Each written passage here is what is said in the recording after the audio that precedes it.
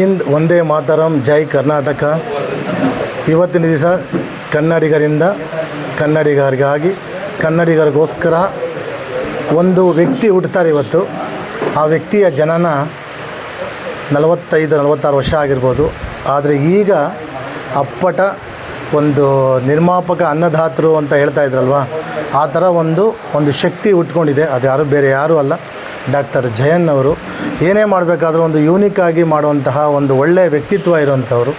ಹಾಗೆ ಏನಾದರೂ ಬೇರೆ ಥರ ಮಾಡೋಣ ಅಂತ ಹೇಳಿದಾಗ ನಿಜವಾಗಲೂ ಆಯ್ಕೆ ಮಾಡಿಕೊಂಡು ಒಂದು 9ರಿಂದ 10 ಜನ ಹಿನ್ನೆಲೆ ಗಾಯಕರನ್ನು ನಮ್ಮ ಕರ್ನಾಟಕ ಅಲ್ಲ, ನಮ್ಮ ಭಾರತೀಯ ಚಲನಚಿತ್ರ ರಂಗಕ್ಕೆ ನಾವು ಪರಿಚಯ ಮಾಡಿಸೋಣ ಅಂತ ಒಂದು ಮಹಾ ಸದುದ್ದೇಶದಿಂದ ಈ ಒಂದು ಆಡಿಷನ್ ಮಾಡಿದ್ದಾರೆ. ನಿಜವಾಗಲೂ ಅವರ ತಂದೆ ತಾಯಿಯವರಿಗೆ ನಾನು ಚಿರಋಣಿಯಾಗಿರ್ತೀನಿ. ಯಾಕೆಂದರೆ ಕೆಲವು ವ್ಯಕ್ತಿಗಳು ಹುಡ್ತಾರೆ, ಹೋಗ್ತಾ ಇರ್ತಾರೆ, ಬರ್ತಾ ಇರ್ತಾರೆ. ಆದರೆ ಈ ಥರ ಶಕ್ತಿಗಳು ಅವಾಗವಾಗ ಹುಟ್ಟಬೇಕು. ಇವರು ಶಕ್ತಿ ಪುರುಷರು ಅಂತ ಹೇಳೋದಕ್ಕೆ ನಂಗೆ ಬಹಳ ಖುಷಿಯಾಗುತ್ತೆ. ಇದೇನು ಉತ್ಪ್ರೇಕ್ಷೆನೋ ಅತಿಶಯೋಕ್ತಿನೋ ಏನೂ ಇಲ್ಲ. ಯಾಕೆಂದರೆ ಅವರು ಡೈರೆಕ್ಟಾಗಿ ಮಾತಾಡ್ತಾರೆ, ನಾವು ಡೈರೆಕ್ಟಾಗೇ ಮಾತಾಡ್ತೀವಿ. ಸೊ ಆ ಥರ ಇರೋದ್ರಿಂದ ದೇವರು ಅವರಿಗೆ ಆರೋಗ್ಯ ಭಾಗ್ಯ ಕೊಟ್ಟು ಇನ್ನೂ ಹಲವಾರು ಗಾಯಕರೇ ಅಲ್ದಿರ ನಾಯಕರನ್ನು ಸೃಷ್ಟಿ ಮಾಡುವಂಥದ್ದಾಗ್ಬೋದು, ಸಂಗೀತ ನಿರ್ದೇಶಕರನ್ನು ಪರಿಚಯ ಮಾಡುವಂಥದ್ದಾಗ್ಬೋದು, ಅಥವಾ ಅವರೇ ಆ್ಯಕ್ಟಿಂಗ್ ಮಾಡಿದ್ರೆ ನನಗೆ ಇನ್ನೂ ಬಹಳ ಸಂತೋಷ. ಆ ನಟನೆಯಲ್ಲೂ ಕೂಡ ಅವರು ಸೇವೆಯಲ್ಲೂ ಕೂಡ ಎಲ್ಲ ಉತ್ತುಂಗ ಮಟ್ಟಕ್ಕೆ ಹೋಗಲಿ. ಆ ತಾಯಿ ಭುವನೇಶ್ವರಿ ಅವರಿಗೆ ಒಳ್ಳೇದು ಮಾಡಲಿ ಅಂತ ಹೇಳ್ತಾ, ನೀವು ಯಾವಾಗಲೂ ಚೆನ್ನಾಗಿರಬೇಕು, ಚೆನ್ನಾಗಿರ್ತೀರಾ ಅಂತ ಹೇಳ್ತಾ ನಾನು ಮಾತು ಮುಗಿಸ್ತಾಯಿನಿ.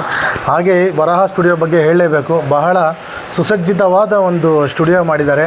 ಜೊತೆಯಲ್ಲಿ ನನಗೆ ಆತ್ಮೀಯರು ಅಣ್ಣ ಅಂತ ಹೇಳ್ತಾ ಇರ್ತಾರೆ. ನಿಜವಾಗ್ಲೂ ಅವರು ನಮ್ಮ ತಮ್ಮನ ಒಂದು ಆ ಸ್ಥಾನದಲ್ಲೇ ಇದ್ದಾರೆ.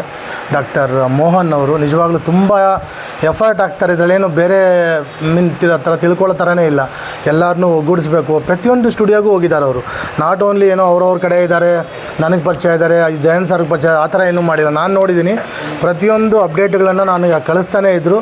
ಪ್ರತಿಯೊಂದು ಬೆಂಗಳೂರಿನಲ್ಲಿ ಪ್ರಮುಖವಾದ ಎಷ್ಟು ಸ್ಟುಡಿಯೋಗಳಿದೆಯೋ ಅಷ್ಟು ಸ್ಟುಡಿಯೋಗಳಿಗೆ ಹೋಗಿ ಆಯ್ಕೆ ಮಾಡಿ ಇವರು ಬರಬೇಕು, ಇಬ್ಬಿಬ್ಬರು ಬರಬೇಕು, 3 ಜನ ಬರಬೇಕು ಅಂತೇಳಿ ಈ ಆಯ್ಕೆಯಲ್ಲಿ ಅವರ ಪಾಲು ತುಂಬ ಇದೆ ಅಂತ ಹೇಳ್ತಾ ಅವ್ರಿಗೂ ಅವ್ರ ತಂದೆ ತಾಯಿಗೂ ನಾನು ನಮಸ್ಕರಿಸ್ತಾ ಅವ್ರಿಗೆ ಒಳ್ಳೆಯದಾಗಲಿ ಅಂತ ಹೇಳ್ತಾ, ನಿಮ್ಮ ಮಾಧ್ಯಮ ವರ್ಗದವ್ರಿಗೂ ಬೇಕಾಗಿರೋದು ನಮ್ಗೆ ಅಷ್ಟೇ, ಎಂಥ ಕಲಾವಿದರನ್ನು ಮಹಾನ್ ಕಲಾವಿದರು ಮಾಡೋವಂಥದ್ದು ಈ ಮಾಧ್ಯಮಕ್ಕೆ ಮಾತ್ರ ಇರುತ್ತೆ. ಜೈ ಹಿಂದ್, ವಂದೇ ಮಾತರಂ, ಜೈ ಕರ್ನಾಟಕ.